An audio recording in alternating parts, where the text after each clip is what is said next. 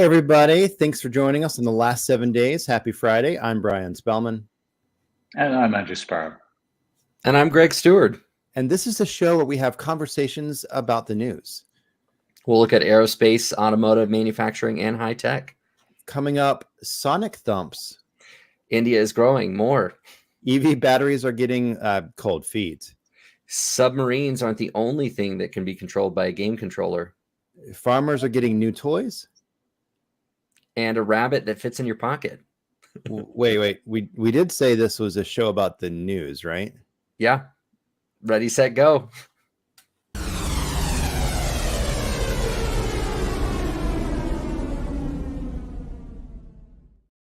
So in that transition video, you just heard a plane flying, but apparently there's going to be a quiet supersonic X-59. Hold on. We're late. This has been the story of my week. From Arctic blasts to 737s, all being impacting me and my family this week. And now we're late today as well. I mean, what a week this has been, huh? Crazy. I think there's going to be more of that to come. Sorry, Brian. Go for it. See, Andrew, what I had there was an amazing transition from the video making a noise to quiet planes. And now you just derailed it, but derailing can't happen to the automotive section and trains and planes. Right. It's now the planes, trains, and automobile show. So speaking of the planes, we talked on a previous episode about the technology to try to make a sonic boom that wasn't going to be a sonic boom, was going to be a lot lesser sound, so that we could actually still have faster, supersonic flight.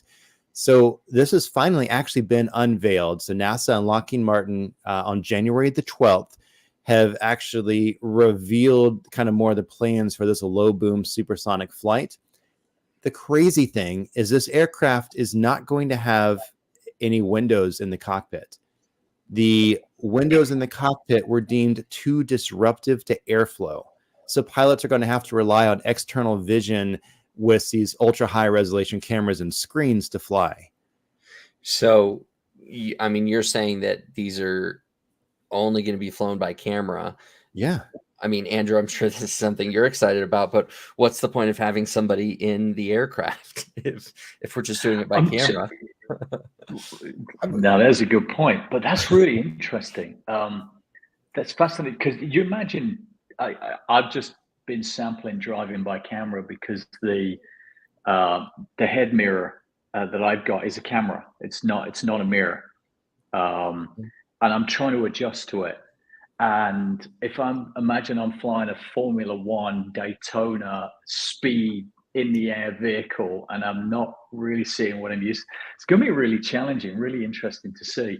Well, I hope they get the camera positioning better than they're getting on my vehicle, because a Prius, when it comes up behind me, looks more like a monster truck, and it's pretty scary. So, And what if there's lag in the imagery? I mean, Oh yeah. there's so many concerns. no, I don't see that. I don't see that. I think course they've not. got that fixed. But yeah. But it's going to be a big kind of product lifecycle management integration issue. Yeah. So shifting from a traditional cockpit design to what is now an external vision system. So they're going to need a pretty good PLM system. I'd love to get involved in that. I got to say, that's pretty cool. Integrating those systems, updating those systems as you go forward now, really critical. I feel like this is probably more of a challenge of adoption for your manufacturing, your planning, your process, your design than it is for the users. Because I think a lot of the folks who are going to be flying these planes or driving cars that have the same technology in the future have grown up on already virtually driving stuff on computer games. So I think it's going to be an easier transition for the user, and it's a much bigger transition for this whole design process, which it's I think it's really relevant, Brian. I think we all have to go through those AI cockpits, virtual simulators, don't we? So it's just continuing that. Yeah. And all these new things happening are, of course, based off of investment in general. So just this year, the investment in space has bounced back from the previous years. So we now have, just in 2023, 12.5 billion were raised for the space sector. So there was only 9.3 billion raised the year before. And so we're back in 2022. So there's more money coming into this. There's more space infrastructure companies trying to make stuff happen. So it seems like this recent downturn might be over for that perspective. And it's just going to be a year of pretty interesting development in space. Yeah, I think that's inevitable, isn't it? I mean, the startup sector has been vibrant, dynamic, fascinating over the last few years. But it's the usual, when you invest in an idea, it's not the idea you're investing in. It's the ability to execute on it. And that comes down to bet on the jockey, not on the horse. So it doesn't surprise me. There's going to be consolidation. People are going to go out of business. People are going to be acquired because they're dreamers, not executors.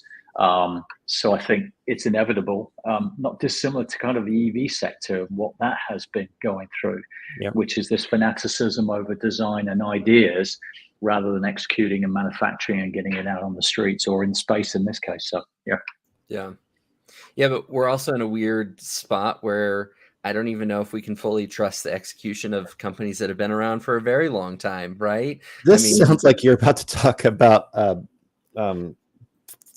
windows or doors flying off. Is that what you're saying here? Yeah, 100%, right? Boeing is still going through all of the inspections of their 737 MAX 9s, right? I think they've got 40 out of 170 inspections that are done. But now they're reviewing the data just to determine if the planes can resume flying, which is, of course, going to be big for Alaska and United, who were the two major airlines that canceled every flight using a MAX 9. Brian, I don't know about you, but I think we all know somebody who was impacted by I think I know somebody who had a bunch of flights and delays recently. They might have brought it up earlier too. Anyway, yes. Actually, just on that subject, sorry, you did open that doorway, so I'm going in. He just said open that. Really, it's too soon for that joke. Yeah. Exactly. So, I must admit, it wasn't me impacted. It was one of our boys who just got married. He was setting off on his honeymoon, and having been through a whole day's delay of Arctic blast conditions and Houston airport being shut down, and me being told I couldn't get to Miami until Wednesday afternoon, I forget that. But he was going out on Tuesday finally. He's up in the air. He was on a 737. There was a pressure problem. They had to land in LAX. If anybody knows Orange County, it's like a stone's throw away from LA. Mhm. And he went up and had to come right back down again. And then the flight was delayed and he missed his connection. Eventually got to Orlando 48 hours late. Amazing. And that was 737. They're a little bit jumpy right now. It wasn't a MAX 9 because they're grounded. I think it was a 800 series or something. So, yeah, a little tough. Did you see this morning there was a 747 in flames flying through the air? Yes, I Right. saw that report with that they had to land, I think, in Miami just because of the flames that were Somebody's there with a seen cell behind phone it. and there's like Yeah. spits of fire coming out the back end of it. Yeah, pretty scary. The Yeah. trouble is when you get big, you have more problems. When you get big, you just spend most of the time putting out fires. Excuse the pun. Got Unintended. another one there.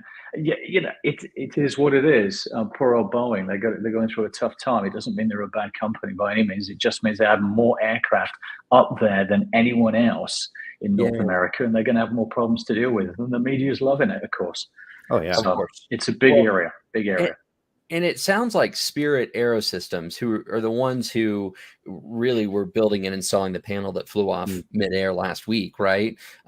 Basically saying, Yeah. hey, it's supporting Boeing's efforts to work with the FAA and any affected airline as they're inspecting these fleets and aircrafts, really to work safely to return those planes to service. But interesting point, Boeing did earlier this week name a retired U.S. Navy admiral, Kirkland H. Donald, which sounds like a destroyer, but that's another another comment for another day, to advise the plane maker's CEO on improving quality control. Yeah, I thought that was an It's a interesting. big area for us, guys. It's something we deal with in aviation every day. Reminds me of some kind of similar success stories we've had with a major aero supplier where we were asked to kind of deal with quality control solutions specifically in the manufacturing area, making sure the quality gates were in place, making sure the systems were monitoring quality, feeding back, adjusting. This is big stuff. Love it. Every day we deal with it. Yeah. Brian, I for think me, how crucial, you've got a lot of aerospace background. How crucial are these kind of solutions ensuring safety and compliance in the aero industry? I think quality is something that we all expect quality products. We all expect safe products, and we expect that when something's out there that it's safe to use, safe to fly in, safe to consume, safe to whatever. But I think most of us don't really dive in and think about what it takes to make a quality product and how integral that has to be to your product design, your product testing, all of these things. We talk a lot on this show about, requirements management, about regulations, and about taking all of these things and the use now of AI into some of these processes as well. Because, just in aerospace, the amount of FAA regulations you've got to consider when designing something is mind-boggling. The amount of your control of what happens when you upgrade a part or form fit function, change a part, version a part, all of this kind of stuff is huge.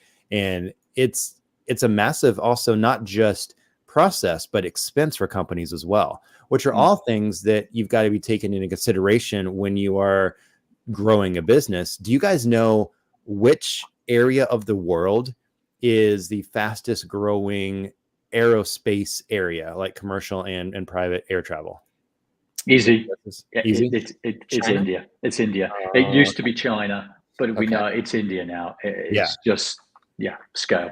So right now in India, Airbus is going to double procurement to 1.5 billion. Lufthansa is pulling their flight capacity from other countries just to meet the booming demand of air travel in India. And one of India's newest airlines is buying 150 Boeing 737 Maxes. So a lot of stuff happening in India. Just to put all this in perspective, India is the world's fastest growing aerospace aviation market, set to grow to over 2,000 airplanes by 2030, where they have about 700 today. The government of India is investing 12 billion to build new airports, to refurbish existing ones. And the civil aviation minister of India said, and I quote, "There is not a single aircraft that is produced by Airbus or Boeing internationally today that does not carry a part that is made in India." So not only are there a lot of planes going there, but they're producing parts that are used on airplanes, and mostly parts now, not full planes. we're kind of seeing that global aviation is starting to pivot to India. And it's just fascinating because I think, you've got Tata Advanced Systems, you've got Mahindra Aerospace, who are all over there making components for the aircraft. I think we're going to see full airplanes created over in India pretty soon too. I think you're absolutely right. India's been on our radar for quite some time, and we have some tremendous talent that originates from India. But we've even been looking at it as a place to go to. I think the great thing about India, when I look at most emerging economies, they're coming from a historical culture where there's a problem, throw people at it, because cheap people have been historically cheap in emerging economies. India's really different. I always make the statement that, the average person from India is born with a keyboard in their hands. I mean, the talent pool there, the IT skills, the technology skills over there are just unrivaled globally, unbelievable talent and at scale. So I think it's going to be interesting. I believe what you just said is absolutely right. They are going to start building aircraft over there because they've got the ability to adapt and apply technology, IT to solutions, not just manpower right out the gate. So I think, here they come. Here they come. And this is big news for the companies, for example, for Boeing, the fact of India's growth, even though we just talked about Boeing's having their 737 MAX 9 issues. Yeah. But this is the first big sale they've announced since that accident happened, is that Akasa Air is ordering 150 737 MAX 10s and MAX 8 planes. So they're ordering a bunch of planes, 150. So Boeing grounded the airlines that are flying these planes had to ground 171 planes. So that's a lot of planes, right? But you think 150 are being bought for India. That put this into perspective of how many are happening.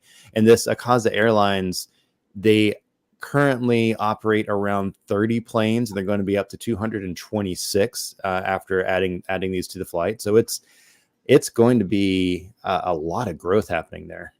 How do they have the resources to increase their fleet by tenfold in one purchase? I mean, it doesn't make sense to me unless they're getting some massive discounts from Boeing. I'm not sure. That's odd. There could be some discounts. I don't know. I think that this whole offer or this whole growth process has been in place before, the 737 MAX 9 part blew off. So I think that this is something that's been happening with private public funding and just the idea of how much growth they're expecting. I mean, they're expecting 2,700 new commercial airplanes in India, actually in the whole South Asian region, in the next 20 years. Like, they're expecting a lot of planes here. So I think that there's people investing in this because they're expecting a return on that investment. Yeah. Manufacturing at scale. It's going to be interesting, isn't it? For me, I think we've talked about this scalability with Airbus as well at the end of last year. Mm-hmm. It's about collaboration. It's about integration. Boeing do things at scale pretty well. I know they're getting some bumps right now with MAX 9s, etc., and 47s with flames, but they do know how to manufacture at scale. The PLM systems they've got in place, MESMOM solutions they've got in place are unrivaled, number one in the world, in our humble and very biased opinion, because it's what we deal with every day.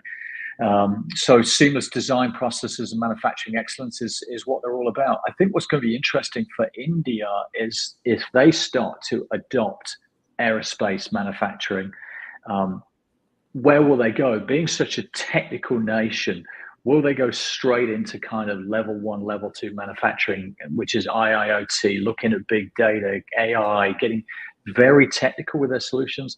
Or will they do what we generally recommend to people, which is start at your leadership layer? So how do you lead manufacturing?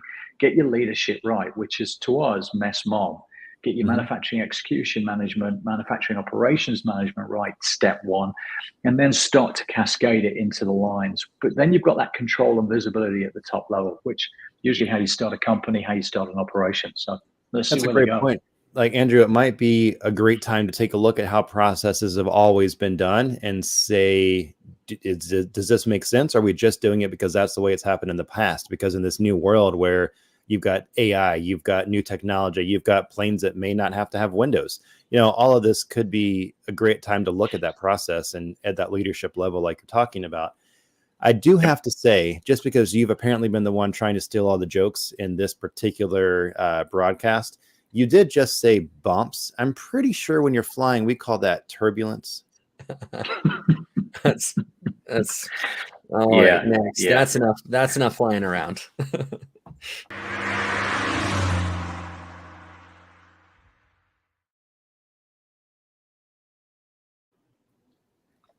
Moving on from those puns. I love it. What have you guys seen in the EV world this week? The one thing that I heard was that Tesla is having trouble with EV chargers in Chicago because of the cold. I heard that there are EV chargers in California that you drive up to and there are no cables attached to them because people are stealing them for the copper.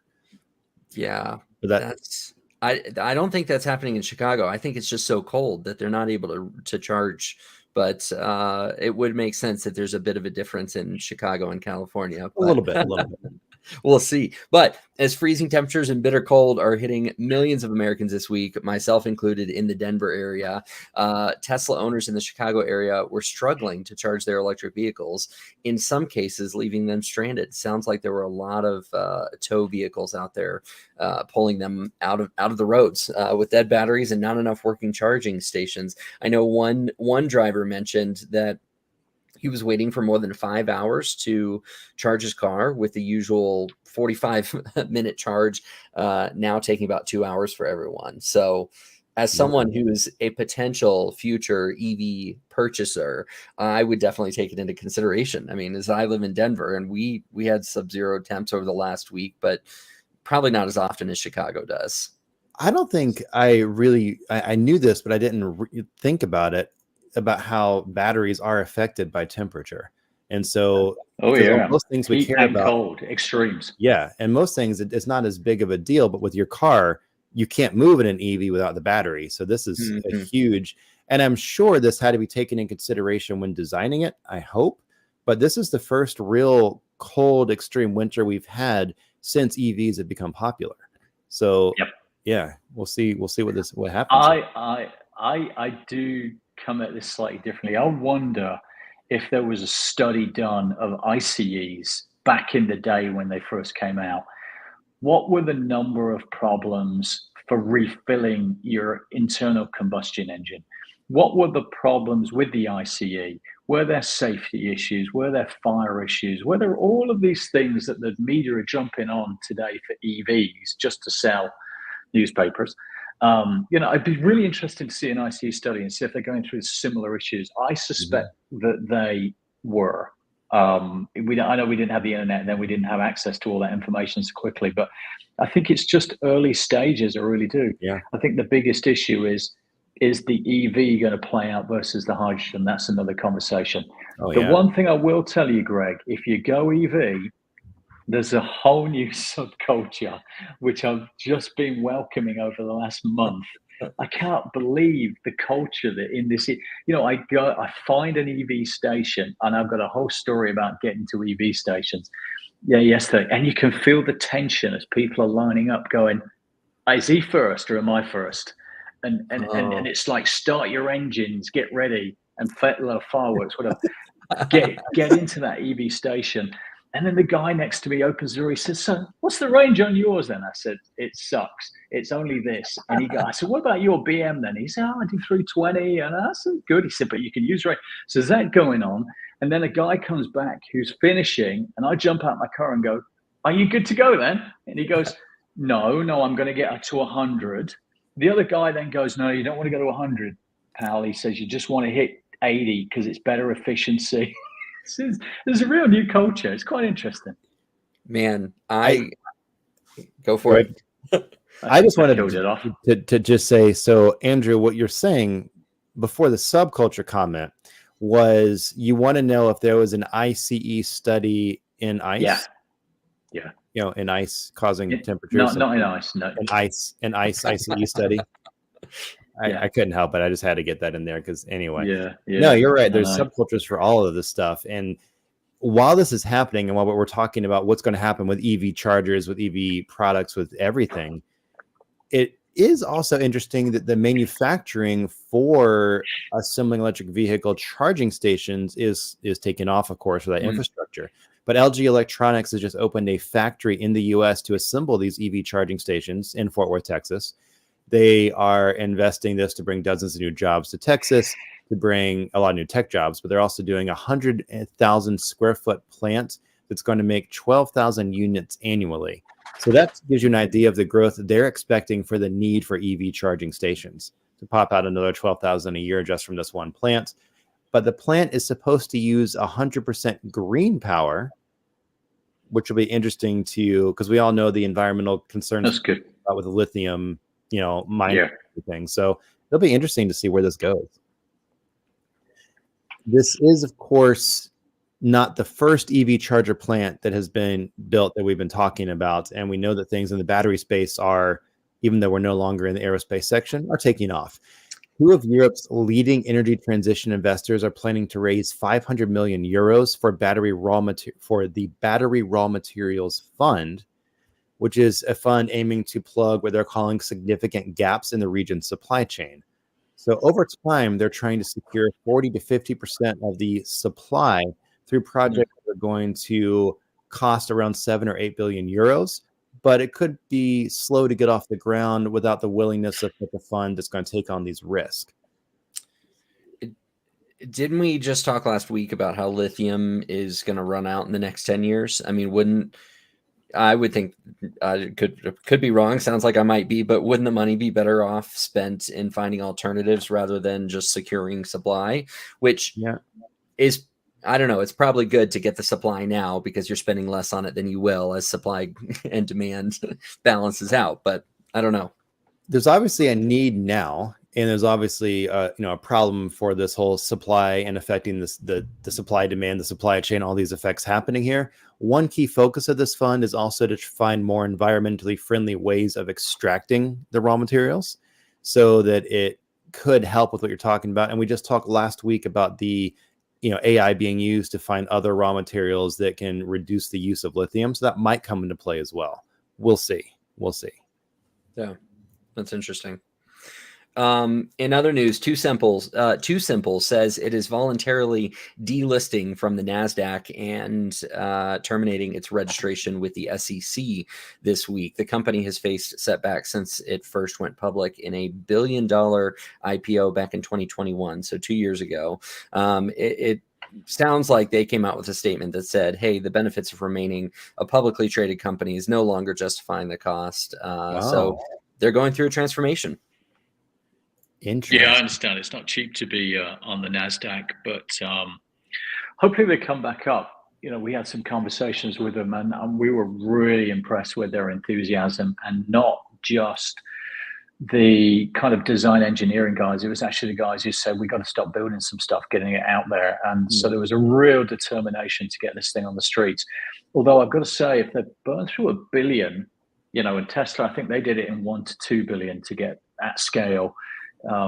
Either costs have gone up or, developing an autonomous truck is a lot more expensive than a Tesla or something. I don't know, but it's a lot of money to get through. I really, really hope that they will make it through. This whole EV thing today, it's really interesting where it will go. I think the macro issue still is it going to be EV in the long term? Including all of those kind of environmental issues and the concerns and material extraction and shipping costs of getting the materials over. Or is it going to be hydrogen that starts to come through? The reality is the majors have jumped and putting billions into EVs right now.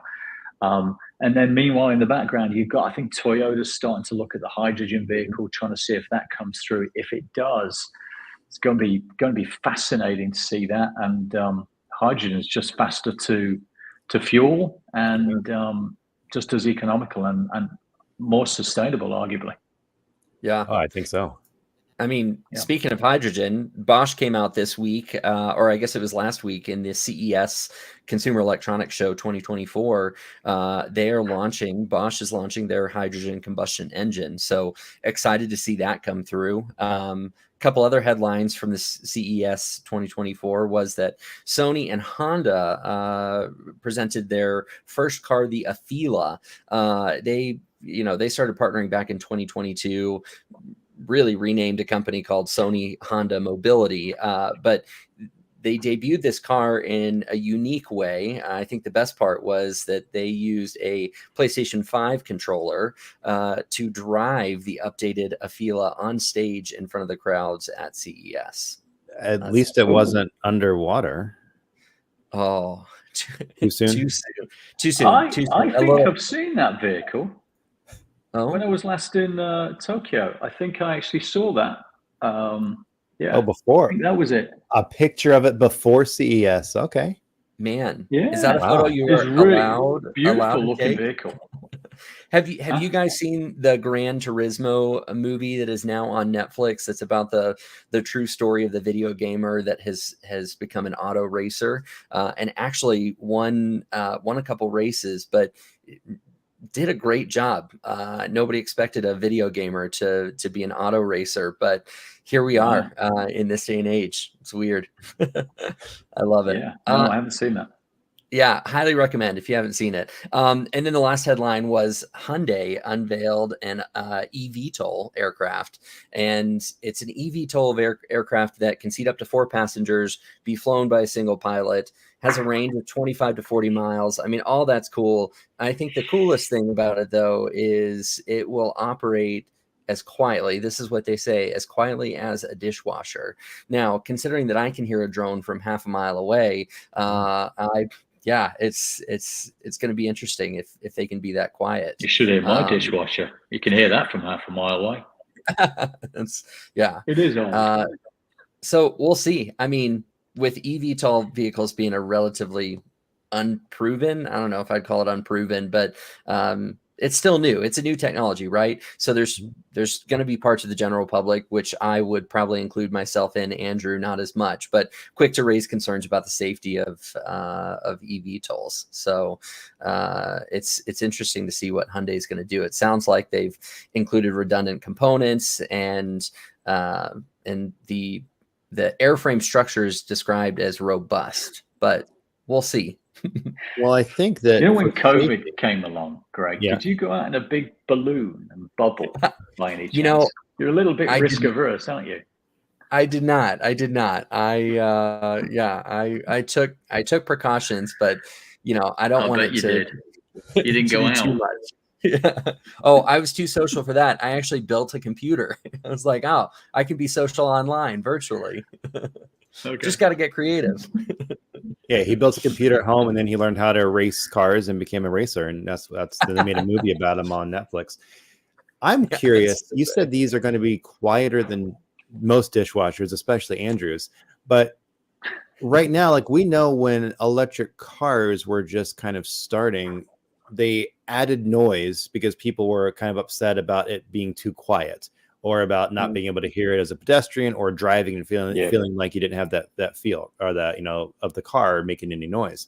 So I'm wondering what this is going to do for things that are flying and not making much noise.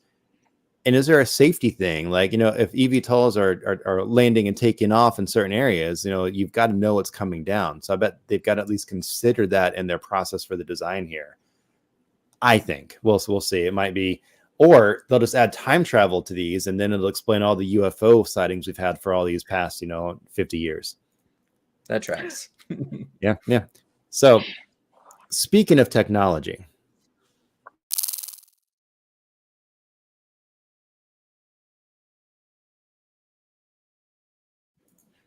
John Deere has partnered with SpaceX to connect rural farmers with Starlink. Now, this sounds fascinating. Great, farmers are going to get Wi-Fi. But this is actually much bigger than that, because broadband in the country is now a national priority. The Department of Agriculture released a report in 2019 that concluded that the American economy was suffering because of missed opportunities and a lack of connectivity that delayed adoption of next-gen equipment, agricultural tools in the farming communities. The USDA has estimated that connected technologies could produce or boost production and create up to $65 billion in annual gross benefit for the U.S. So adding Wi-Fi to these rural areas is going to be huge, apparently, and that's why John Deere made this deal with SpaceX. So I think this is a game changer for Farmer Wants a Wife. Yep, which is a show. What? No, it's a game changer for farmers. I mean, it really will be. Yeah. Right. Yeah, for sure. Autonomous equipment, tooling, GPS navigation, the whole works all gets in there, doesn't it? Yeah. I mean, especially with the precision agriculture technologies, which are already implemented. I know because I've got family members that use them, but not only are really John Deere customers and farmers in general are going to be able to be more productive, profitable, and sustainable, which in farming, that's the name of the game. You've got to be able to come out on top. And even then the weather could say, nope, not this year. So it's going to be interesting. And then of course, connecting all of the existing machines and the new machines through satellite internet service is going to be helpful, right? Real-time data sharing, remote diagnostics, all the above. Yeah. Yep. Yeah, I think it makes a lot of sense because we have technology is just changing everything in all of our industries that we touch, and the clients we talk to across aerospace, across automotive. I think we all think of farming as just this old school way of doing things, but of course it really powers everything else. We've got to eat, we've got to have our resources, so it is probably about time that the next level of technology takes place and moves over to farming. Yeah, and I think this is digital transformation again, isn't it? Mm-hmm. This is exactly what we're trying to do in engineering, manufacturing, getting that empowerment at the shop floor level, but again at this farming level. Most of the young gen coming through look at a manufacturing facility and go, I don't want to be up to my eyes, elbows in grease. Equally, they don't want to be up to their elbows in mud in the farming environment. But now we're going to start making it cool. We're going to connect it with satellite internet technology. We're going to be looking at autonomous. It's going to start being cool to be a farmer. And I do appreciate you said up to the elbows in mud as opposed to a 4-letter word that starts with an S. That's great.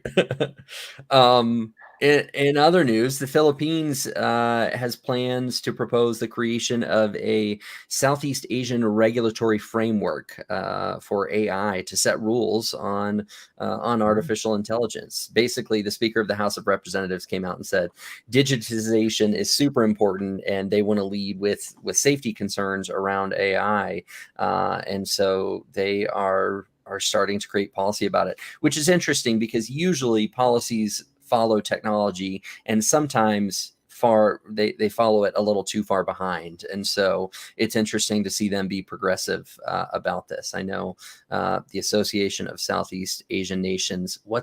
How do you say that again? ASEAN. ASEAN, yeah. 700 million people, 10 countries, pretty divergent rules when it comes to governing. And so it'll be interesting to see how this rolls out. They seem to get on pretty well, actually, ASEAN, unlike the EU, but that's a different conversation over there. Interesting. Philippines pushing forward. One guy was telling me this week that actually Starlink they're the first country to take in Starlink that we were talking about a second ago as well. So they seem to be pushing the digitization envelope hard. One thing to me that's super interesting with this whole idea of trying to regulate AI is if I were developing AI and I was some mad scientist or supervillain, I would just make my facilities in a country that had different regulations or just not care about them. It's how do you actually regulate? I hope we can, because, of this show, I'm the one who thinks robots are taking over and you guys think they're awesome. But how do you regulate these? I don't know if you can. You can make the laws, but can you actually regulate AI? We will see. So AI, of course, is not just taking over the world, it's also taking over little tiny parts of our life. So some of you may have noticed that Joseph is not in this section yet because he's joining us remotely. So here's what Joseph has to say about AI in the news today. He says this in a language some of us might not speak all the time, but we got subtitles, so we'll see what happens here. Hombre, es una pena que no me haya podido unir con ustedes en esta sesión, pero la idea es hacer estos pequeños clips que ahora vamos a estar haciéndolos en español también para poder estar metiendo un poco más de diversidad en nuestros videos. Bueno, en el lado de high-tech hay un tema súper importante que, bueno, ya lo veníamos platicando ya desde hace ratito, que era todo este tema de inteligencia artificial, ¿sí? Entonces, ahora quería platicarles de un dispositivo nuevo que se acaba de lanzar. Seguramente están familiarizados con ello, seguramente no. Pero bueno, es un asistente de inteligencia artificial. ¿Qué es lo que va a hacer? Nos va a condensar todas las herramientas y todas las funciones que tenemos en nuestro teléfono para poder ofertarnos realmente asistencia como si estuviéramos hablando con una persona humana, ¿sí? Entonces, esto se va a poner súper interesante. ¿Por qué? Porque se va a volver tu asistente en muchas otras cosas. Y bueno, sí van a ser bastantes temas con lo que nos va a estar ayudando, ¿no? Pero aquí lo interesante era lo que ya platicábamos otras veces, ¿te acuerdas? Que estábamos diciendo cómo es que los manufactureros y las nuevas tecnologías, sobre todo en high-tech, se están preocupando por hacer hardware compatible con inteligencia artificial. Entonces, no es como comercial, pero bueno, se están viniendo muchísimas cosas muy buenas y sobre todo bien retadoras cuando estamos tratando de combinar todo este tema de inteligencia artificial con lo que es high-tech. No solamente con high-tech, sino también con automotriz, con aeroespacial, con farmacéutica, médica, etcétera. Entonces, son bastantes industrias. Y listo, creo que la vamos a dejar hasta aquí. Listo, volvemos con ustedes. I mean, Joseph's right. Technology, AI is it's coming everywhere, which is, of course, cool to some of us, scary to some of us. One thing that's interesting about the Rabbit AI he was just talking about is it's sold out of the initial 10,000 units, but it's like the articles about it, like, what exactly is it? Is it a smartphone? Is it a voice assistant? It's a device, I think I understand, that tries to make your phone simpler to use. So they're tapping into the idea that as technology gets more and more advanced here, we're all trying to go back to simpler ways of being, was one of their marketing statements, because like, just use the functions of your phone you want to use with this integration device. I don't know, it's interesting. I don't know if this is like a fad or if this is, I mean, selling out their first big section of units is great. Or is this the kind of thing that we're going to see popping around all over the place? I don't know. To me, it feels like either it's going to do away with the phone, because it feels like ChatGPT and Siri kind of combined, that then integrates with all of your apps, or it gets acquired by an Apple or a Google and just gets rid of it, and it just goes back to the phone again, but with an advanced AI, natural language capabilities, which is where Siri and whatever the Google one is called, is where they're going. So kind of feels like that. I mean, it's an interesting design as well, because it actually looks pretty childlike. It does, yeah. Yeah, but I'm not against that, because if you look at some of the stuff that's come through in the last few years, you know, Facebook started out for a bunch of students. TikTok started out for 5-year-olds doing a dance. And then it's graduated into a mature audience. So it's probably not a bad way to start, actually, with that kind of kiddie-like appeal. But I don't know, that's the initial thoughts. I'm not sure of its longevity as an additional device to a phone, though, because I'm not sure about having 2 devices. Although in saying that, you know, I got a watch, and I'm not sure if that does that much more than a phone either. So we'll see. I don't have a watch for the reason that I already have a tough enough time keeping track of my phone. If I had multiple devices to keep track of, I don't think it would go well. Maybe that's just me, but no, you'd probably find something dangerous about a watch, knowing you. That's right. That's right. I think what you're talking about of AI being integrated into stuff is what's happening more. Like Samsung just announced that they are trying to make AI more mainstream. TM Rowe, the president of Samsung's mobile experience division, said, "We will shape the technology landscape. We will open up a new chapter without barriers to unleash your potential." So this new Samsung phone that is just hitting all of the advertisements right now is going to have live translation during phone calls, for 13 Love it. languages, Love it. 17 dialects. It's going to have some of the new Google technology, the Google Lens, Circle to Search, apparently a way to easily refine pictures on your phone, which of course critics are saying will make it easier to make misleading and fake images. Of course, Apple is expected to put more AI into their next generation iPhone in September. But for right now, Samsung's going to have that competitive edge on people wanting AI. I'm an iPhone guy, but I kind of am interested in some of these. Like I like the translation. That's fascinating. Really good. Wow. Love it. Yep. I always say if there was one skill I could have, it would be to speak every language in the world. That you could go anywhere and have a conversation with somebody would be really good. That's a step in that direction, isn't it? Really impressive. It's fascinating that we have that level of technology now. And we know when we see that, we know this is something that is, of course, a new level of technology. But one thing that a lot of these companies are trying to do is to find a way to take this technology, take AI, and then make it transparent to customers so that it's like an invisible experience from the customer end. So one of the predictions is some of the things that might happen. One of them is you're going to eventually see uses where your smartphone can just give you a summary of your day at the end of it. It tracks you throughout the day. It listens to you and it tells you the summary to then be able to use. Greg's shaking his head. He's like, nope. Nope, I'm out. I mean, yeah, Andrew's right. There's a reason I don't wear a watch because it would probably be listening to me the whole day. I mean, it's going to be really interesting for privacy. Living a life of paranoia. I mean, we already fear that our tech is listening to us all the time, but and I decline any time that it asks like, oh, you want to save your password or do you want to save your credit card? No, not at all. We're technically recording people with or without them knowing using this technology. So it's going to be interesting. And to those of us who say no, it's a definitive answer. I don't know. I feel kind of bad for whatever AI device listens to me all day because that's got to be boring. I mean, yeah. I don't know. Well, but I think everything is listening to us anyway. But that is interesting with the privacy concerns of if my phone is giving me a summary of my day, well, the people I'm interacting with, it's also going to be listening to them and giving them summary. But all of these kind of concepts have to come up with the idea, in the design process. Everyone's thinking, what are we going to bring to our product? What are we going to put into this? And how are we going to market it? Because we got to make money. But at the same time, there's a whole privacy concern that's going to come up that are going to make or break what happens with your product as well.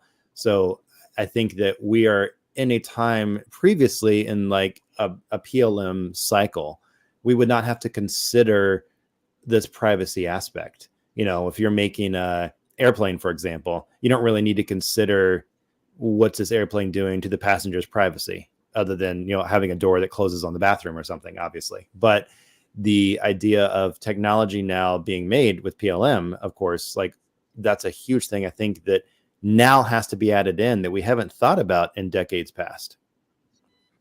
Yeah. I mean, if some of these products came out with the tinfoil hats, I think that would be great. I would definitely wear it. It's perfect. Well, I think it's the privacy aspect is unfortunately, rightly or wrongly, inevitable. We have, as a nation, as a human race, become far more interested in seamless ease. We just got a little bit lazy. We love the personalization aspects, and the only way to do it is to have data on us, all of that. So you have a choice, don't you? You either cut the cord, get off the internet, go live on an island, or your privacy is going to be compromised to some degree. Yeah. And we're already think seeing that Andrew earlier talked about people not wanting to, to be up to the elbows in cow manure, or get greasy in manufacturing. Didn't LinkedIn just come out with a report about like where the biggest job growth sectors and everything? Yeah, I mean, they just came out with their 25 fastest growing roles in the US for 2024, which is always an interesting list because they come out with it annually, usually beginning of the year. But at least a third of those were manufacturing and engineering related roles directly related to sustainability and AI management, right? Just to list off a couple of them: environmental safety manager, sustainability analyst, AI consultant, AI engineer. I mean, these are roles that 2 years ago, I don't think that we would have even thought that these were going to be, you know, the fastest growing, let alone roles in general. Right. No, it's good to hear.